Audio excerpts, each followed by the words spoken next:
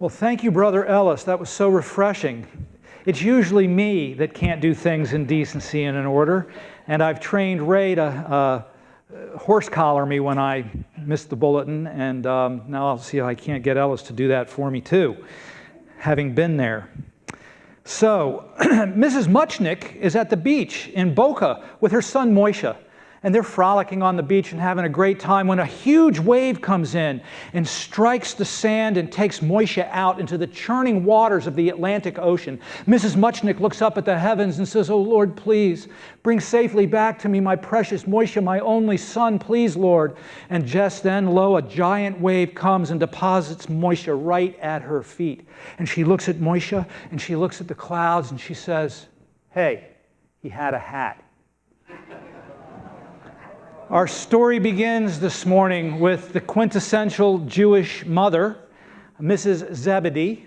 And so if you'd like to follow along this morning, we'll get there in a moment, but it's Matthew's Gospel, Matthew chapter 20, verses 25 through 28. A Jewish mother is a stereotype. Stereotypes on the whole aren't good. Nevertheless, they do contain an element of truth. The Jewish mother gets a rap of scorn and being made fun of. But she is such a person because she does often do what the comedians say about her, that she is likened to a vulture, she'll eat your heart out, to a Rottweiler, she'll never let you go, to a terrorist, or even worse than a terrorist, because at least with a terrorist you can negotiate, but not with a Jewish mother. Mrs. Zebedee, a Jewish mother, Jewish women are this way, and it's not a thing necessarily to be made fun of. Look at Proverbs chapter 31. There is the quintessential Jewish mother, and she dotes on her family, and she protects her family, and she puts her children forward to make sure that they don't miss whatever opportunity might come their way. Since biblical times, the Jewish people have been the victims of anti-Semitism. They've been the victims of persecution and pogroms and holocausts.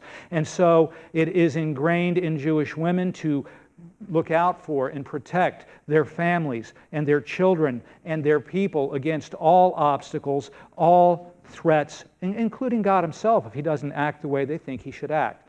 And so that's a real thing. It's not necessarily a bad thing. And that's what we have with Mrs. Zebedee. Mrs. Zebedee has heard Jesus, and she's heard him teach. And what she's heard him say is that the first will be last. And she ruminates on this, and it sticks in her craw, and she's upset by that. James and John, Zebedee, sons of this woman, were among Jesus' first disciples. And if the first are going to be last, she's not having any of that. So she goes to Jesus and says, "Not my boys. I want my boys to have first and second place in the new administration of the coming kingdom. I want my boys to sit at your left and your right hands, and I want my boys to be taken care of." Are we clear on that, Jesus? And Jesus does a couple of things. One, and I don't want us to miss this. This is huge. Jesus is a bizarre rabbi. Jesus was a rabbi in the midst of a first century culture, pagan and Roman and Jewish, that was patriarchal in nature. Rabbis did not speak to any women except their wives and their daughters, period. No exceptions.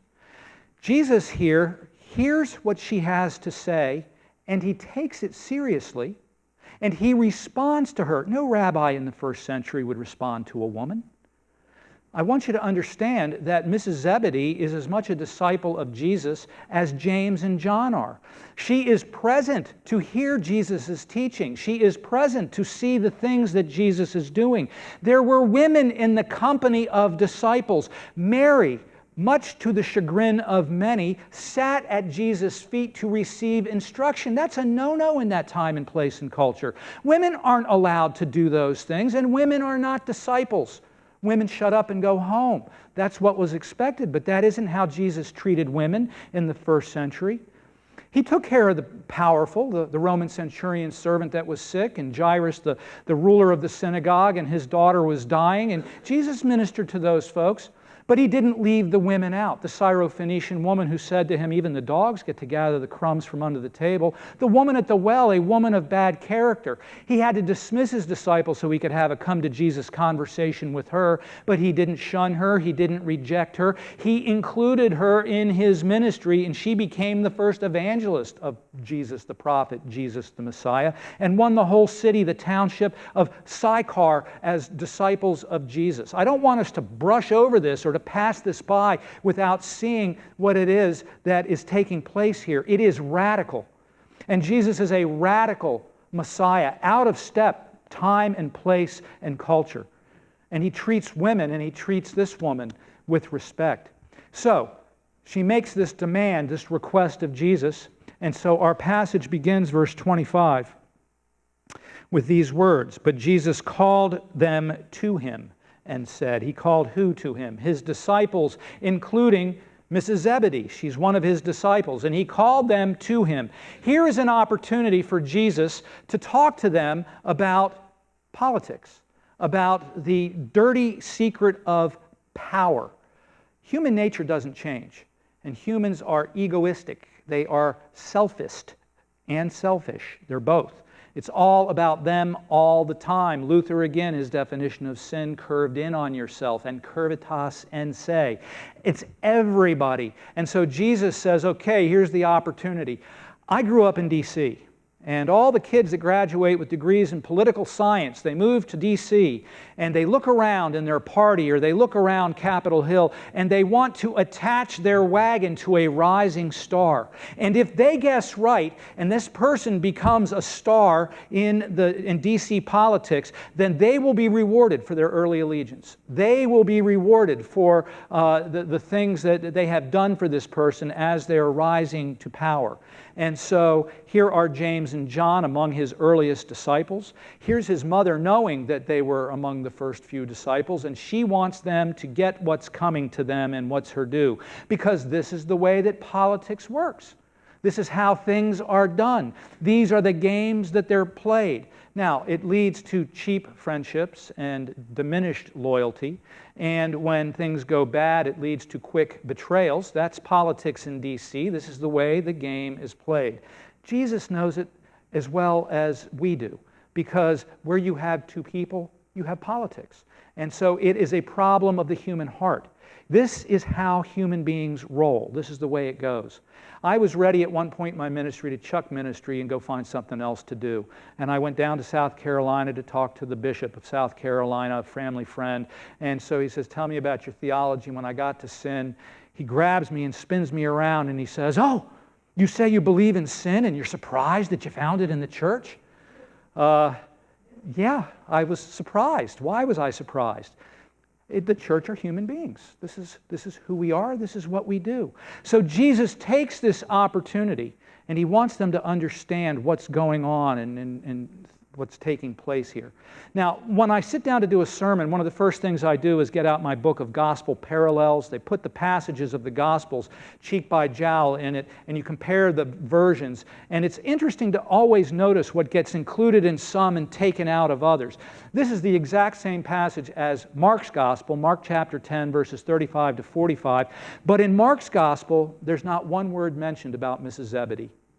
Well, if you read Mark closely, you'll understand that Mark is a good Christian. And Mark never talks smack about other people. His mentor was Peter. And we know all kinds of gossip and juicy tidbits about Peter and what a knucklehead he could be. But you won't find any of that in Mark's gospel. And Mark doesn't include Mrs. Zebedee because he does not want her reputation tarnished among the early Christians. He's the earliest gospel. He's producing this. She's still alive. And he doesn't want her to bear the brunt of what it is that she is doing here. And so he drops her name out of the story. Matthew includes it, and so that's how we know about it. But Mark's a good guy. Now, I don't know if you know this name or not, J.C. Ryle. I was introduced to J.C. Ryle. I went to a conference for pastors early in my ministry, and the speaker there was Sinclair Ferguson. He's a Scottish pastor, theologian, and professor. And he said, Ryle. He had this wonderful Scottish brogue. I just could listen to him for hours. I wish I could read Ryle, read everything he wrote. And he would do this thing, Ryle, oh, Ryle on holiness, all. And he's having this ecstatic experience talking about J.C. Ryle. So I bought some of his books. He was an Anglican clergyman in the late 19th century. He wrote a number of books that have been in print continuously since he wrote them about the Christian life and about the biblical understanding of what's taking place in gospel exposition is the name of one of his books, and he's great with this stuff.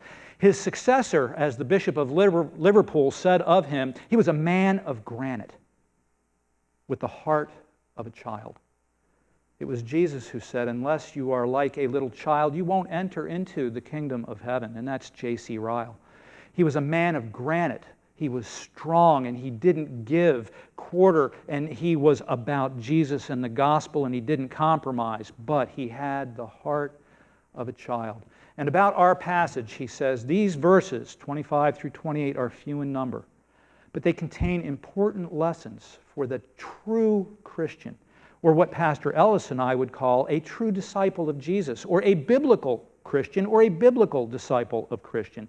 That there are lessons in these few verses, and so I'm going to use his outline, not his words, but his outline this morning. And so there are 4 points that he says, these are the lessons I want you to draw from this text. First, that in the midst of true discipleship, in the midst of true Christianity, in the midst of the true church, there is sin and brokenness.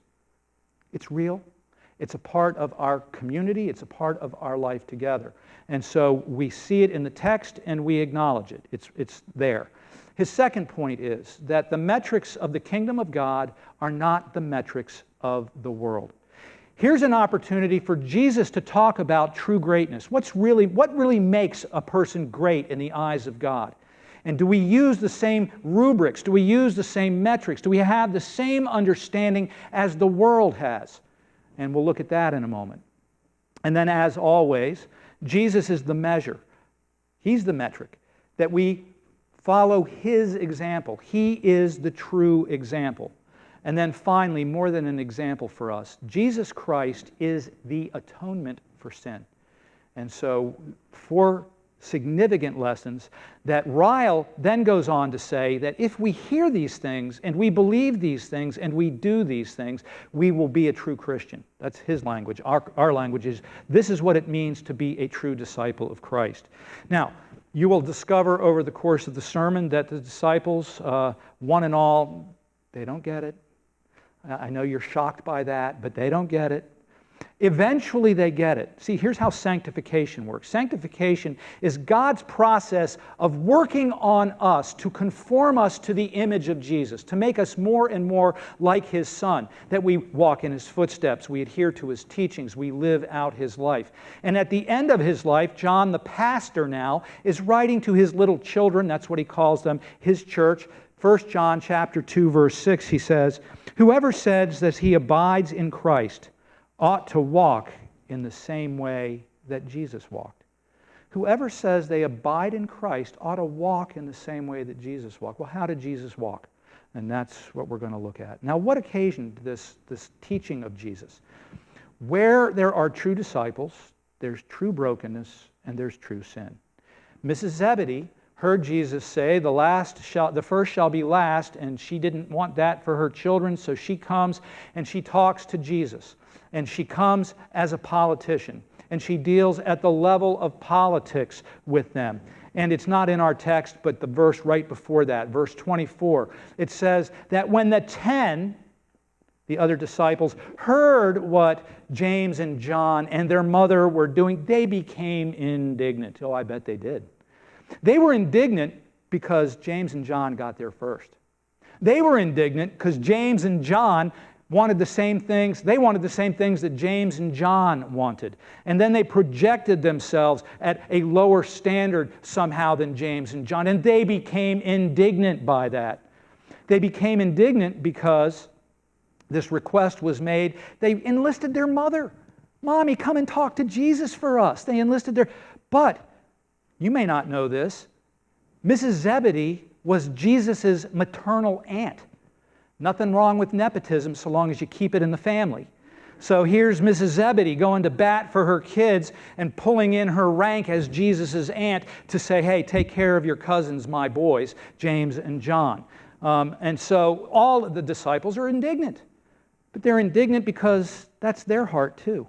They're indignant because they want rank, and they want power, and they want authority, and they're indignant because Mrs. Zebedee was quicker on the uptake, more life experience, understood how the game is played, just like it is in Washington. Well, Mrs. Zebedee knew all about that. And so she does what politicians do, and they go and they horse trade, and they get in there, and they lobby. Ever heard of lobbyists? She lobbies for her kids. Well, here we are. What does Trump call D.C.? The swamp? Well, she's a denizen of the swamp. This is the way that people roll. Where there is true Christianity, there is sin and brokenness. So we need to acknowledge it. This was the occasion of Jesus' teaching. We need to understand it's real. We need to own it. You know, if we had been there, we would have been indignant. If we had been there, we would have wanted what they wanted. Because we're human beings. Because this is how we roll. This is what we want. First point, okay? That where there is true Christianity, where there is the true church, there's still sin, there's still brokenness, and it includes me and Ray and Ellis. It's all of us. So can we just acknowledge the reality of that? Second point, that the metrics of the kingdom are diametrically opposed against the metrics that the world uses to define what greatness is. And so then Jesus in our text goes on in verse 26 to say this. It's part of 25. He called them to him and he said, you know that the rulers of the Gentiles lord it over them, and their great ones exercise authority over them. You know, they know all about this. They are a people that are under the thumb of the Roman Empire. The Romans were the quintessential power mongers. They controlled the entire world, and their whole system was built on selfish ambition, human conceit. That those were values to the Romans like their values in Washington. Any political candidate that's humble and doesn't put himself forward is not considered somebody that you want to hitch your wagon to. That person's a loser, and they're going down in flames. What you want is to find somebody that's all about themselves and going places and go and get in with them. And that's the way that Rome operated. And the governor at this time was Pontius Pilate. We just got done confessing what Pontius Pilate did. Why?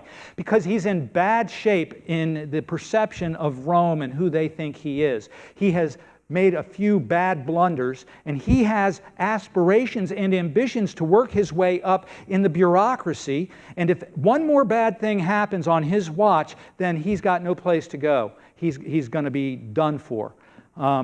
He's a bureaucrat. Anybody ever been to the DMV?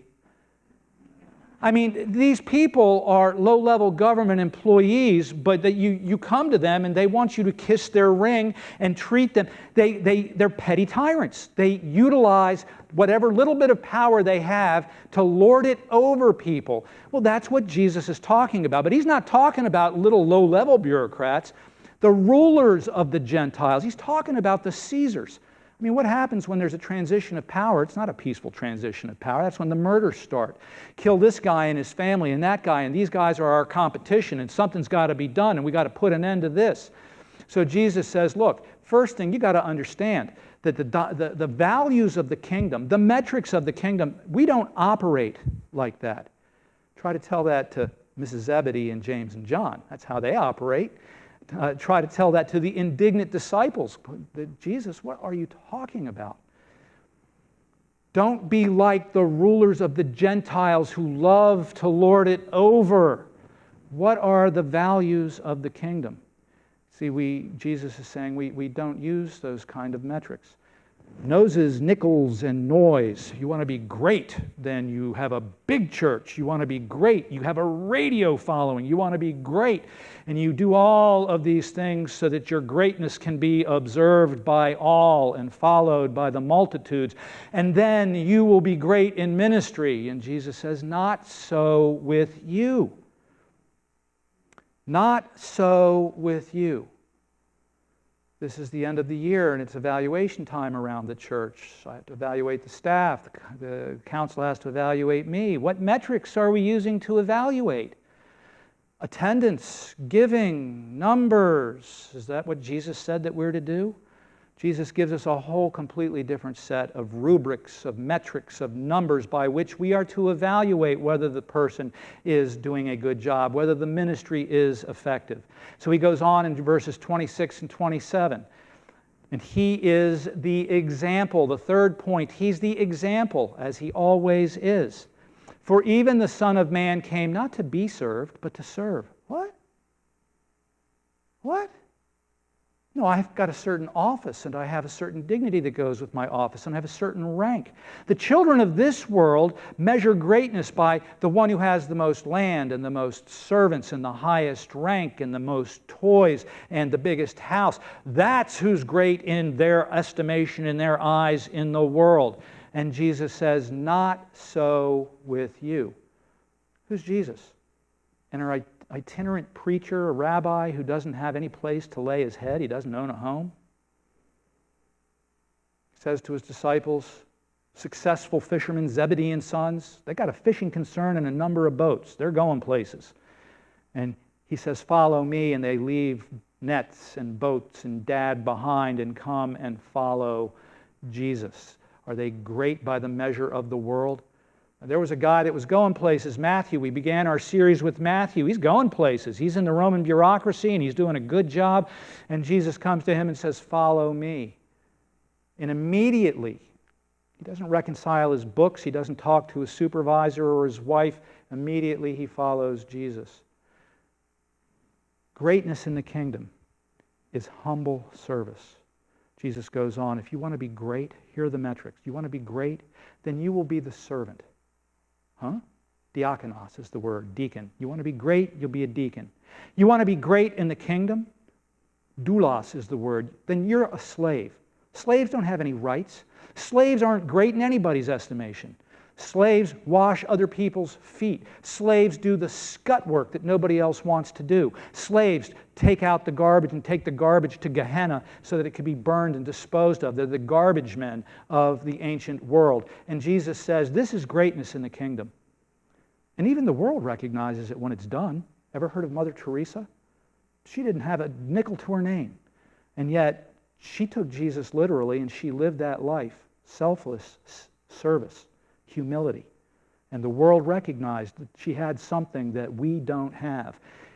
She heard Jesus' words, and she understood them, and she lived her life in light of them. This is what biblical discipleship is. We apprentice ourselves to the rabbi, to the master. We walk in his footsteps. We listen to his teaching. We adhere to his teaching. And Jesus said last week, blessed are you if you hear my words and you do them. And so doing what Jesus calls us to do is trying to outserve one another.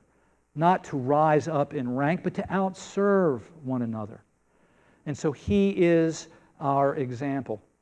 A diakonos is simply a waiter or a waitress. Do you know the name of the last person who waited on your table the last time you went out to eat? It's anonymous. It's selfless. It's service. That's what the word means. Acts chapter 6, the first deacons were waiters of tables. Acts chapter 6, it's in the Bible. Diakonos, that's what the word meant in the ancient world. Waiter, waitress, that's what it is. And then it became an office in the church. And then it became a dignified title with perks and reputation and power. And I want to be a deacon in the church. And it became this thing that's not what Jesus is talking about. You want to be great in the kingdom? Be a deacon. That was before there was a church. So the deacon still meant waiter or waitress. Humble service for other people. That's what it was. And then he takes it one step further, which Jesus does, hyperbole. Doulos, no, even more than that. You want to be first? Be a slave. Be a slave. Jesus is nuts. I said earlier, he is not your usual rabbi. His teachings don't follow in the teachings of most rabbinical scholars. He says this is what it's about. And then he's our example. For I came not to be served, but to serve. Now, I did these sermons in the wrong order. I should have done the one last week about foot washing first. And then he gives them, okay, what's he talking about? Then he gives them a living parable. He strips down, he girds himself with a towel, he gets the basin, and he washes their feet. The job of the lowliest house slave in the household. He's living out in a sacramental form for them to see what it is he's talking about, what it means to be an example, a servant. And we walk in his footsteps. And we ask ourselves, what would Jesus do? I was in seminary. I was the youth pastor of a Korean youth group, Chundosanim. That's my title, Chundosanim. And so I'm hanging with the kids, and the kids are, wawujida. Now, they're 0.5s. They were born in Korea, but they came to America as infants. Their parents are working in the garment district in LA. And so I've got these kids in my youth group. And wawujida. So I cornered Paul Lee and said, Paul, what does wawujida mean? Chundosanim Matt, you so dumb. Wawujida, WWJD. What would Jesus do? So they had these little rubber bracelets made, WWJD on them, and when people were getting a little uppity, they would snap them on the other person's wrists to remind them to be servants, to be slaves, to ask the question, what would Jesus do? Where's our humility? Where's our service? Is the church known for its humility and service, or is the church known for who it hates? Is the church known for humility and service, or is the church known for trying to exercise power and authority like the rulers of the Gentiles do on people whose lifestyles and lives they don't agree with? Who is the church? Gandhi said to the Christian missionaries in India, I like your Christ. I don't like your Christians. I've met your Christians. I don't like your Christians. They're nothing like your Christ. And what's your response to that? He's right. How do you give an answer to that? Most Christians are nothing like Jesus. Jesus is the example. Son of Man came not to be served, but to serve and to give his life as a ransom for many. And that's the fourth point. That we are that unprofitable slave. We owe our master 10,000 talents. Not only can we not pay that back, that's umpteen millions in today's speak. Umpteen millions. You never pay it back in a lifetime. Not only can we not pay back the 10,000 talents, but we day by day are debtors by nature and piling up more debt through our trespasses and sins. Now, first point, remember that even true Christians and true disciples still continue to sin, and so we're continuing to go fall deeper and deeper into debt. And so Jesus says, I came not to be served, but to serve and to give my life as a ransom. Now, if for you Jesus is simply a martyr, where Jesus set a really good example, he was a little extreme, but he set a really good example by dying, then that is not the gospel, and you don't understand the Scriptures, and you don't understand who Jesus is. Pastor Ellis said it earlier. He who knew no sin became sin. The price of our redemption, the price of the atonement, the price of bringing us back into right relationship with God is the death of his Son, because he can pay that debt because he's eternal and we can't pay that debt because we are not. And he can pay that debt because he is sinless and we cannot pay that debt because we are not. Paul says the only mediator between God and man, that's who Jesus is, the only mediator. He paid the ransom that we owed, and he took it upon himself and paid it for us, one and all. Have you received the gift that Jesus offers by letting him pay that debt for you in recognition of what you owed? And now it says his last words on the cross, tetelestai, it is finished. It's an accounting term. Paid in full is what it means. Paid in full is what Jesus says. I came to give my life as a ransom for many. Peter puts it this way, 1 Peter 3:18. Jesus came and died once for all. The just for the unjust, the righteous for the unrighteous, in order to do what? In order to bring us to God. We need to be reconciled to God. God doesn't need to be reconciled to us. And the price of that reconciliation is the life of Jesus. And He goes to the cross gladly and willingly because He is the atonement for our sins. This is why He came. This is what He has done for us on our behalf. That we might live in relationship with God the way that we were intended to. This is what His heart is for us and for His people. So Jesus gets done, and you'd think, oh gosh, good, Matt's done, and we can go out of here now. No. I want to tell you, I started with my gospel parallels, and I told you about Mark, and we've been reading Matthew, but if you go over to Luke chapter 22, verse 24. See, if you read Luke's gospel and you go to the beginning, he says, Theophilus, God lover, Theophilus, I'm going to go and I'm going to investigate all of these stories about Jesus, and I'm going to interview the principal people, and I'm going to write it all down and keep an orderly, chronological account of the things that happened and took place. First 4 verses of Luke. And we get to this point, and Jesus has now taught this. He has washed the disciples' feet. We can put that to bed. We can move on. The disciples, sheesh, not so fast. 22-24, and a dispute arose among the disciples about who was the greatest. Again? Really? And so they start the argument, the feud, all over again. They can't let go of their earthly notions of what it means to be the Messiah. They can't let go of their expectations of a great, mighty political ruler and that they have hitched their wagon to the rising star of Jesus. And they won't let that go. So as soon as Jesus leaves the upper room, there are the disciples back at it, hammer and tongs. I'm greater than you, and I'm no more than you, and I should have this job, and you should be the garbage collector. And off they go to the races with all of that stuff all over again. Because as we began, where there is true discipleship, where there is true Christianity, where there is the church, there's brokenness and sin.